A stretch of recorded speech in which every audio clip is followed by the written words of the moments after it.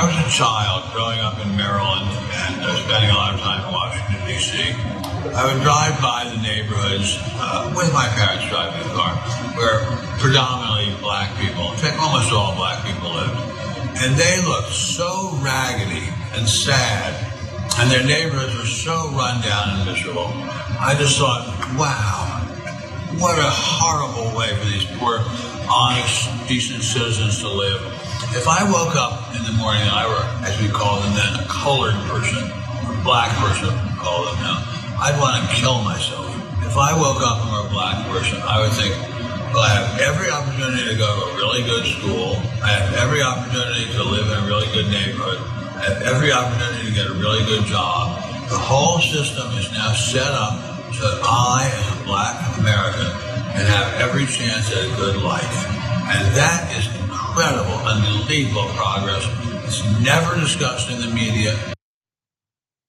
Wow, if gaslighting really had an exhibit to it, this would be it. Like, get out of here in terms of, are we not going to mention redlining? Are we not going to mention discrimination in workplaces, getting home loans, over policing, all of these things that hold brown and black people back and have created the institutional problems that continue to persist and impact black communities? It's like, get out of here. Ben Stein maybe was a comedian, but he's not particularly funny, especially with his racism. And of course, telling black people how they should go about living their lives, and also that they have everything they could want to do, pushing that bootstrapping theory. It's completely and totally pathetic, and all it does is really bolster the myth of meritocracy, but to each his own. Of course, we know Twitter was not too pleased with his response, and one Twitter user went ahead and replied to that and said, I mean, whoa, is he competing with Scott Adams to be the most deplorable racist? Because really, all racists are deplorable. Please stop competing to be the absolute worst. And another tweeted, this predictably idiotic statement from Ben Stein is basically telling somebody dying of a snake bite to be thankful they weren't eaten by a shark. Of course, it's something that we often hear from individuals uplifting this, again, myth of meritocracy and this thought that black people aren't working hard enough or doing enough.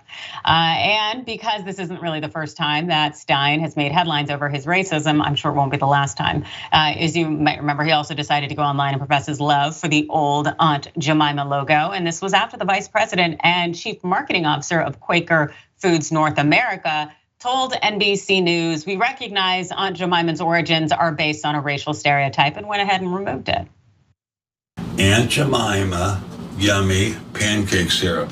Now, this used to show a large African-American woman chef, but because of the inherent racism of Americans' corporate culture, they decided to make it a white person, or maybe no person at all. But I preferred it when it was a black person showing their incredible skill at making pancakes. Yes, when it was a black woman who was all mammified and was there to serve you, Ben. I'm sure that was glorious. I miss those times too. Brett, your thoughts? Ben Stein was a speechwriter for Nixon, and he's from that weird pocket of horrible, non-funny humor that's like also Don Rumsfeld, where they were just like, I'm gonna say it, see if I can get away with it. And when he started in his original video that we played saying that black people have, quote, every opportunity, that's where he just loses you. Because, well, he'd already said the horrible stuff about how they wanted to kill themselves.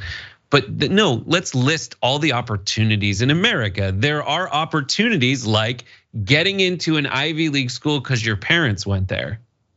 That's not an opportunity every American can have. And you, Ben Stein, if you did go, I forget where he went to college, if he went to Harvard and his family didn't go there, he didn't have the opportunity to get there through nepotism. And I'm sure he was frustrated with people that got there through nepotism. And he had to work harder to get the same thing as someone who had a better opportunity. That central dynamic is at play in all kinds of things. Specifically in the neighborhood he describes and outlines. People in that neighborhood don't have every opportunity that everybody else has through a vast array and web of reasons. And the stuff that the people like Ben Stein and the right want you to not think about is that web of reasons. Its history, why it exists, and how it plays out on a daily basis today. So they cry critical race theory is evil, and the woke mob is trying to make you become trans or something, which is so far removed from the original definitions of all of the terms. Critical race theory isn't that. Being woke is just calling out injustice where it exists, you dummies. That's something that you yourself are trying to do when you're being woke and saying you want Aunt Jemima back on the Pearl Milling Company syrup logo.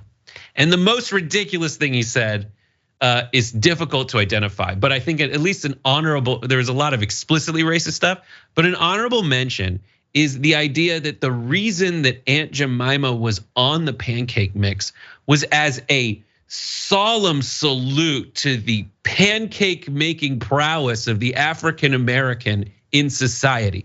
That's not it at all. It is a trope, a racist trope of exactly what you are invoking, Ben Stein, when you say the stuff you say in that specific way.